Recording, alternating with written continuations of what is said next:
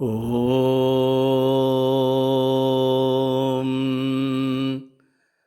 ഹരിശ്രീ ഗണപതയേ നമഃ. അവിഘ്നമസ്തു. ഓം ശ്രീ ഗുരുഭ്യോ നമഃ. ഹരി ഓം. ഗൃഹാങ്കണ രാമായണ പാരായണം 28-ാം ദിവസം. ശ്രീരാമ രാവണ യുദ്ധം പ്രാവർത്തികമായിരിക്കുകയാണ്. അതിൻ്റെ പ്രാരംഭമാണ് ഇപ്പോൾ നടന്നുകൊണ്ടിരിക്കുന്നത്. വീരാധിവീരന്മാരായ പോരാളികൾ പരസ്പരം ഏറ്റുമുട്ടിക്കൊണ്ടിരിക്കുകയാണ്. ഹനുമാൻ, നീലൻ എന്നിവർ രാവണനെ നേരിട്ടുകൊണ്ടിരിക്കുകയാണ്. അഗ്നിപുത്രനായ നീലൻ്റെ നേർക്ക് രാവണൻ ആഗ്നേയാസ്ത്രം പ്രയോഗിക്കുകയാണ്. അതുകണ്ട് കോപിച്ചെത്തിയ ലക്ഷ്മണൻ രാവണനെ തടഞ്ഞു. ഇരുവരും സമാസമം യുദ്ധം ചെയ്യുകയാണ്. ലക്ഷ്മണൻ രാവണൻ്റെ വില്ല് മുറിച്ചു കളഞ്ഞു. രാവണൻ മയനാൽ തനിക്ക് ലഭ്യമായ വേൽ കൊണ്ട് ലക്ഷ്മണൻ്റെ നേരെ ചാട്ടുകയാണ്. തടുക്കുവാൻ പറ്റാതിരുന്ന ആ വേലേറ്റുകൊണ്ട് ലക്ഷ്മണൻ വീണു പോവുകയാണ്.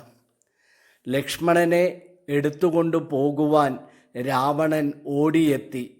പക്ഷേ ആ കുമാരൻ്റെ ശരീരം ഒന്നിളക്കാൻ പോലും സാധിക്കാതെ രാവണൻ വിഷണ്ണനായി നിൽക്കുകയാണ്. അത് കണ്ട് പാഞ്ഞെത്തിയ ഹനുമാൻ രാവണനെ അടിച്ചു വീഴ്ത്തുകയും രക്തം ഛർദ്ദിച്ച് ഭൂമിയിൽ യുദ്ധക്കളത്തിൽ വീണുകിടക്കുന്ന രാവണനെ നിസാരനാക്കിക്കൊണ്ട് ഒരു പുഷ്പം എന്ന പോലെ ലക്ഷ്മണനെ എടുത്തുകൊണ്ട് രാമസന്നിധിയിൽ സമർപ്പിക്കുകയുമാണ്. അപ്പോൾ രാമൻ രാവണനോട് നേരിട്ട് യുദ്ധത്തിനായി ഇറങ്ങുകയാണ്.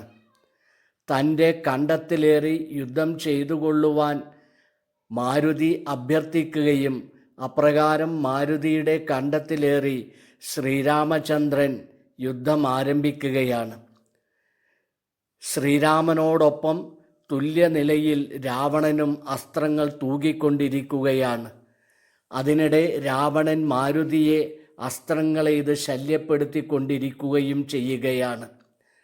അത് കണ്ട് രാമൻ ബാണമെടുത്ത് മന്ത്രപൂരിതമാക്കി രാവണൻ്റെ മാറിടം ലക്ഷ്യമാക്കി അയച്ചു. ബാണമേറ്റ രാവണൻ പരവശനായി. അവൻ്റെ കൈപ്പിടിയിൽ നിന്ന് വില്ല് താഴത്തേക്ക് വീഴുകയാണ്. രാമൻ അവൻ്റെ കുടയും കൊടിയും കിരീടങ്ങളും തകർത്തെറിയുകയാണ്. കുതിരകളെ കൊന്നു കളയുകയാണ്. തേരാളിയും മരിച്ചു വീണു. രാവണൻ ഏകനായിരിക്കുകയാണ്. പരവശനായ രാവണനോട്, നിനക്ക് വളരെ മനപ്രയാസമുണ്ട്, വളരെയധികം ക്ഷീണവുമുണ്ട്. അതിനാൽ നീ അന്തഃപുരത്തിൽ തിരിച്ചുപോയി വിശ്രമിച്ച ശേഷം സർവസന്നാഹങ്ങളോടും കൂടി നാളെ യുദ്ധത്തിനായി വരിക. രാമൻ്റെ ദയാദാക്ഷിണ്യത്തിന് മുമ്പിൽ രക്ഷപ്പെട്ട രാവണൻ കാകുൽസ്ഥ വാക്കുകൾ കേട്ടു ഭയപ്പെട്ട വേഗത്തിലങ്ങു നടന്നു ദശാനനൻ. രാഘവാസ്ത്രം തുടർന്നുണ്ടെന്നോ രാകുലം പൂണ്ടു തിരിഞ്ഞു നോക്കിത്തുലോം. വേപതുഗാത്രനായി മന്ദിരം പ്രാപിച്ചു താപമുണ്ടായതുമേവിനാൻ. താപമുണ്ടായതു ചിന്തിച്ചു മേവിനാൻ.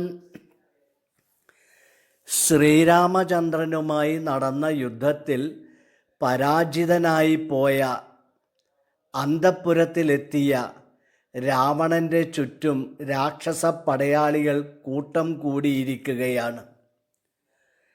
ചിലരിങ്ങനെയാണ്, പരാജയപ്പെടുമ്പോഴാണ് കാര്യങ്ങൾ മനസ്സിലാക്കാൻ ശ്രമിക്കുക. തൻ്റെ ചുറ്റും കൂടി നിന്ന പടയാളികളോടായി രാവണൻ പറയുകയാണ്, നമുക്ക് കഷ്ടകാലം വന്നെത്തിയിരിക്കുകയാണ്. കരുത്തും വീര്യവും പ്രശസ്തിയും പൗരുഷവും എല്ലാം നമ്മിൽ നിന്ന് അകന്നു പോയിരിക്കുകയാണ്. നമ്മുടെ പൂർവകാല പ്രവർത്തികൾ തന്നെയാണ് ഇതിനൊക്കെ അടിസ്ഥാനമായി ഭവിച്ചിട്ടുള്ളതും. അത്രി, ഋതുവർമ്മൻ, ദ്വൈപായനൻ, വസിഷ്ഠർ, അഷ്ടാവക്രൻ, ദത്താത്രേയൻ, മാണ്ഡവ്യൻ, നാരദർ, മാൽഗല്യൻ, ബൃഹസ്പതി ആദിയായ മുനികൾ മനമുരുകി നൽകിയ ശാപങ്ങളും ബ്രഹ്മദേവൻ, അഗ്നി ഭഗവാൻ എന്നിവരിൽ നിന്നുണ്ടായ കടുത്ത ശാപവചസ്സുകളും അനരണ്യൻ, നളകൂഭരൻ, നന്ദികേശൻ എന്നിവർ മനംനൊന്ത് ശപിച്ചിട്ടുള്ള ശാപവാക്കുകളും ബ്രാഹ്മണി അമ്മമാരാലും വേദവതിയാലും ഉണ്ടായ ശാപങ്ങളും എല്ലാം ചേർന്ന് വിഷസർപ്പങ്ങളായി നമ്മെ ആഞ്ഞുകൊത്തുവാൻ വന്നടുത്തിരിക്കുകയാണ്. ഈ സാഹചര്യത്തിൽ നമുക്ക് ജയസാധ്യത വളരെ കുറവാണ്. എങ്കിലും നിങ്ങൾ പോയി കുംഭകർണനെ ഉണർത്തുവിൻ. 6 മാസം ഉണർവും 6 മാസം ഉറക്കവുമാണ് അവൻ്റെ സമ്പ്രദായം. ഇപ്പോൾ ഉറങ്ങിത്തുടങ്ങിയിട്ട് 9 ദിവസമേ ആയിട്ടുള്ളൂ. എങ്കിലും അത് സാരമാക്കേണ്ട. നിങ്ങൾ പോയി വല്ല പ്രകാരത്തിലും അവനെ ഉണർത്തുക. രാവണൻ്റെ സ്വഭാവ വിശേഷതയാണ് ഇവിടെ നമുക്ക് കാണാൻ സാധിക്കുക. നിഴലും വെളിച്ചവും എന്ന പോലെ അത് അടിക്കടി മാറിക്കൊണ്ടിരിക്കുകയാണ്. എല്ലാറ്റിനും മുമ്പിൽ താൻ മാത്രം, എല്ലാം എനിക്ക് വേണ്ടി മാത്രം എന്ന കാഴ്ചപ്പാടിൽ ഊന്നിയാണ് രാവണൻ തൻ്റെ ജീവിതം നയിച്ചുകൊണ്ടിരിക്കുന്നത്. അതിൽ കൂടപ്പിറപ്പുകളുടെ മാനം നഷ്ടപ്പെട്ടാലും ജീവൻ നഷ്ടപ്പെട്ടാലും രാവണനൊരു ഛേദവുമില്ല. ഇവിടെ കുംഭകർണനെ ഉണർത്തുവാൻ പറഞ്ഞത് തന്നെ ഒരു വലിയ ചതിയല്ലേ?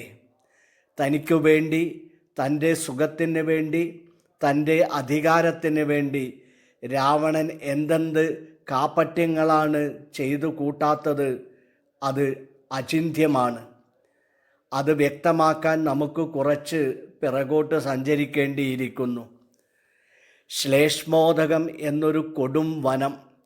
അവിടെ 4 കുട്ടികൾ, 3 ആൺകുട്ടികളും ഒരു പെൺകുട്ടിയും കളിച്ചുകൊണ്ടിരിക്കുകയാണ്. അപ്പോൾ ആകാശദേശത്ത് നിന്നും വലിയൊരു ശബ്ദം, ഒരു തരം ഇരമ്പൽ കുട്ടികൾ കേൾക്കുകയാണ്. ആകാംക്ഷാഭരിതരായ ആ കുട്ടികൾ ആകാശത്തിലേക്ക് നോക്കിയപ്പോൾ വെള്ളി നിറത്തിലുള്ള വിശേഷപ്പെട്ട ഒരു വസ്തു ആകാശത്തിലൂടെ പറന്നു പോവുകയാണ്. അത് ആ കുട്ടികളെ വശീകരിച്ച് കളയുകയാണ്. അവരുടെ മനസ്സ് ആ വെള്ളി വാഹനത്തെ സദാ ആകർഷിച്ചു കൊണ്ടിരിക്കുകയാണ്. അവർ ഉടനെ തന്നെ അമ്മ കൈകസിയുടെ അടുത്തെത്തി വിവരം പറയുകയാണ്. ആ കുട്ടികളോട്, ആകാംക്ഷാഭരിതരായിരിക്കുന്ന ആ കുട്ടികളോട് അമ്മ കൈകസി പറയുന്നു, മക്കളെ, ആകാശത്തിലൂടെ പറന്നു പോയിട്ടുള്ളത് പുഷ്പക വിമാനമാണ്. അതുപോലെ വേറെയൊന്ന് ഈ പ്രപഞ്ചത്തിലില്ല. സൂര്യ തേജസ് കൊണ്ട് വിശ്വകർമാവ് നിർമ്മിച്ച് ബ്രഹ്മദേവന് നൽകിയിട്ടുള്ളതാണ് അത്. കാലാന്തരത്തിൽ ആ പുഷ്പക വിമാനം ഇപ്പോൾ ലങ്ക ഭരിച്ചുകൊണ്ടിരിക്കുന്ന കുബേരൻ്റെ കൈകളിൽ വന്ന് പെട്ടിരിക്കുകയാണ്. പുഷ്പകത്തിൽ സഞ്ചരിക്കുമ്പോൾ അവൻ്റെ പ്രൗഢി ഒന്ന് വേറെ തന്നെയാണ്. പ്രകൃതിയിലെ ചരാചരങ്ങളെല്ലാം അവനെ കുമ്പിടും.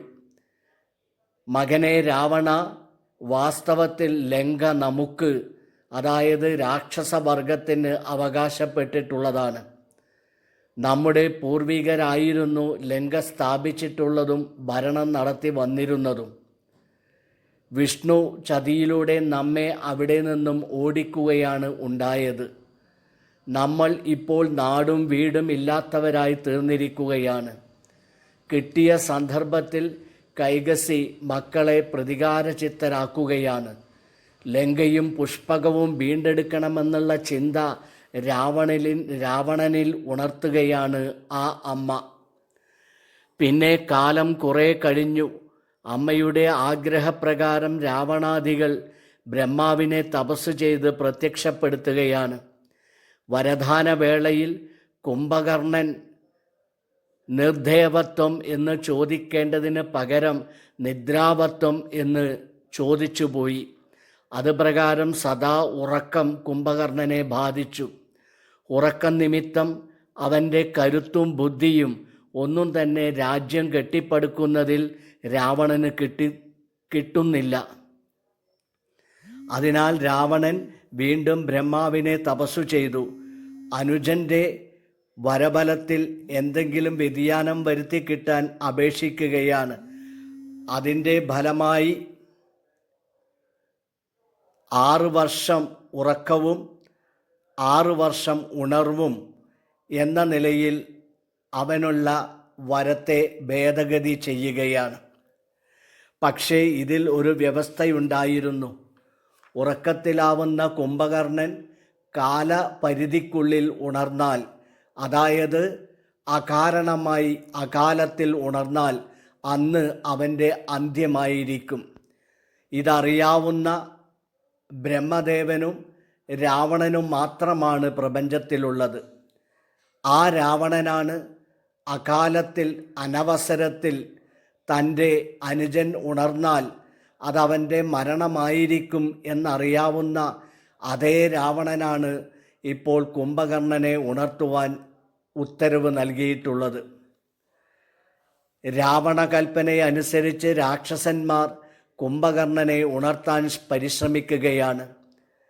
പെരുമ്പറ കൊട്ടി ആന, തേർ, കുതിര, കാലാൾ തുടങ്ങിയ 4 അംഗപ്പടയെ കുംഭകർണൻ്റെ മാറിലൂടെ നടത്തിച്ച് ആർപ്പ് വിളിച്ച് കോലാഹലം കൂട്ടി കുംഭകർണൻ്റെ ചെവികളിൽ കുംഭം കണക്കിന് വെള്ളമൊഴിച്ചു. മൂക്കിലെ രോമം ആനകളെ കൊണ്ട് പിടിച്ചു വലിപ്പിച്ചു. അങ്ങനെ കുംഭകർണൻ കോട്ടുവായിട്ട് സാവധാനം ഉണരുകയാണ്. അവൻ്റെ മുമ്പിൽ കുംഭം കണക്കെ മദ്യവും രക്തവും കുന്നുപോലെ ഭക്ഷണവും കൊണ്ട് നിരത്തുകയാണ്. അതെല്ലാം വേണ്ട പോലെ ഭുജിച്ച് അവൻ അങ്ങനെ ഇരിക്കുമ്പോൾ ഭൃത്യന്മാർ കാര്യങ്ങളെല്ലാം വന്നറിയിക്കുകയാണ്. കുംഭകർണൻ ഉടൻ രാവണനെ കാണാൻ ചെല്ലുകയാണ്. ലങ്കയിൽ നടമാടുന്ന കാര്യങ്ങളെല്ലാം പൊടിപ്പും തൊങ്ങലും വെച്ച് രാവണൻ അവനെ അറിയിക്കുകയും ഉടനെ ശത്രുക്കളെ ജയിച്ചു വരാൻ ആഹ്വാനം ചെയ്യുകയുമാണ്. സർവനാശകരമായ ആ യുദ്ധത്തിൽ നിന്ന് രാവണനെ മാറ്റി നിർത്താനും യുദ്ധത്തിന് ഒരുമ്പെട്ട രാവണനെ നിശിതമായി വിമർശിക്കാനും കുംഭകർണൻ പരിശ്രമിച്ചു കൊണ്ടിരിക്കുകയാണ്. യുദ്ധത്തിൽ നിന്ന് എത്രയും പെട്ടെന്ന് പിന്മാറണം എന്ന് ഉപദേശിക്കുകയുമാണ്. ഒരു ഭരണാധികാരി അവൻ്റെ സ്വകാര്യ ദുഃഖങ്ങളെ മാറ്റിവെച്ച് പ്രജാക്ഷേമത്തിന് വേണ്ടി മാത്രം ഭരണം നടത്തണം. ഭരണകാര്യങ്ങളിൽ രാജാവിനെ സഹായിക്കുവാനും മറ്റും മന്ത്രിമാരും ഉപദേശകന്മാരും അത്യാവശ്യമാണ്. അവരാണെങ്കിലോ സാമം, ദാനം, ഭേദം, ദണ്ഡം എന്നീ 4 ഉപായങ്ങളും സന്ധി, വിഗ്രഹം, യാനം, ആസനം, ദ്വൈതീഭാവം, ആശ്രയം എന്നീ 6 നയങ്ങളും അറിയുന്നവരായിരിക്കണം. ഇവിടത്തെ പോലെ രാജാവിന് എന്താണോ കർണസുഖം അത് പറയുക, രാജാവിന് എന്താണോ സന്തോഷം അത് ചെയ്യുക എന്ന തരത്തിലുള്ളവരായിരിക്കരുത്. അത് നാടിനെയും കുലത്തെയും നശിപ്പിക്കും. അതിനാൽ ഏട്ടൻ സീതാദേവിയെ രാമന് സമർപ്പിച്ച് വണങ്ങുക, ആത്മസാക്ഷാത്കാരം നേടി വിഷ്ണുപദം പ്രാപിക്കുക. ഇതൊന്നും തന്നെ ചെവികൊള്ളാതെ രാവണൻ അനുജനോട് കയർക്കുകയാണ്. എന്തിലെങ്കിലും അത്യാഗ്രഹം ഉറച്ചു പോയാൽ പിന്നെ ആർക്കും പിന്തിരിപ്പിക്കാൻ സാധിക്കുകയില്ലല്ലോ എന്ന് ആത്മഗതമായി പറഞ്ഞുകൊണ്ട് കുംഭകർണൻ ഏട്ടന് വേണ്ടി പടക്കളത്തിലേക്ക് ഇറങ്ങുകയാണ്. ഉടനെ വിഭീഷണൻ ഏട്ടൻ്റെ പാദത്തിൽ വീണ് നമസ്കരിച്ചു. അവനെ അനുഗ്രഹിച്ച ശേഷം കുംഭകർണൻ വാനരപ്പടയെ ഒന്നാകെ സംഹരിക്കുവാൻ തുടങ്ങുകയാണ്. വാനരന്മാരെ രക്ഷിക്കുവാൻ ഓടിയെത്തിയ രാമനോടായി പിന്നെ അവൻ്റെ യുദ്ധം. രാമൻ ബാണമെയ്ത് അവൻ്റെ 2 കരങ്ങളും മുറിച്ചു. പിന്നെ പാദങ്ങൾ 2ഉം മുറിച്ചു കളഞ്ഞു. എന്നിട്ടും അവൻ രാമനെ വിഴുങ്ങുവാൻ വായും പൊളിച്ചുകൊണ്ട് ഇഴഞ്ഞെത്തുകയാണ്. അപ്പോൾ അവൻ്റെ വായിൽ നിറയെ അസ്ത്രമെയ്ത് തറപ്പിച്ച് ഐന്ദ്രാസ്ത്രം കൊണ്ട് രാമൻ കുംഭകർണനെ വധിക്കുകയാണ്. അവൻ്റെ തല ലങ്കാനഗര ദ്വാരത്തിലും ഉടൽ കടലിലും പതിച്ചു. സിദ്ധഗന്ധർവ വിദ്യാധര ഗുഹ്യ യക്ഷ ഭുജങ്കാദികളും ദേവന്മാരും രാമനെ പാടി പുകഴ്ത്തുകയാണ്. അന്നേരം ദേവർഷി നാരദൻ രാമനെ വണങ്ങുവാനായി എത്തിച്ചേർന്നു. രാമനെ സ്തുതിച്ച് പാടി. മായയെ അവലംബിച്ച് മനുഷ്യനായി സുഖദുഃഖങ്ങൾ അനുഭവിച്ച് വ്യക്തനായി അവ്യക്തനായി നിഷ്കളനായി നിരാകാരനായി കണ്ണുമിഴിക്കുന്ന സമയം കൊണ്ട് സൃഷ്ടിയും കണ്ണടയ്ക്കുന്ന സമയം കൊണ്ട് സംഹാരവും നടത്തുന്ന അല്ലയോ വൈകുണ്ഠനാഥ, അങ്ങയുടെ ചരിതമാകുന്ന അമൃതവും പാനം ചെയ്ത് അങ്ങയെ നിരന്തരം ധ്യാനിച്ച് ഈ പ്രപഞ്ചത്തിൽ നിരന്തരം സഞ്ചരിപ്പാനായി അനുഗ്രഹിക്കണമേ. നിൻ ചരിതങ്ങളും പാടിപ്പാടി വിശുദ്ധനായി തീരാൻ അനുഗ്രഹിക്കണമേ രമാപദേ എന്നപേക്ഷിക്കുകയാണ്. നാരദരുടെ ഈ അപേക്ഷയിൽ സാഗൂതം സർവവും സമർപ്പിച്ചുകൊണ്ട് ഇന്നത്തെ സത്സംഗം ഇവിടെ സമാപിക്കുകയാണ്. എല്ലാവർക്കും നമസ്കാരം.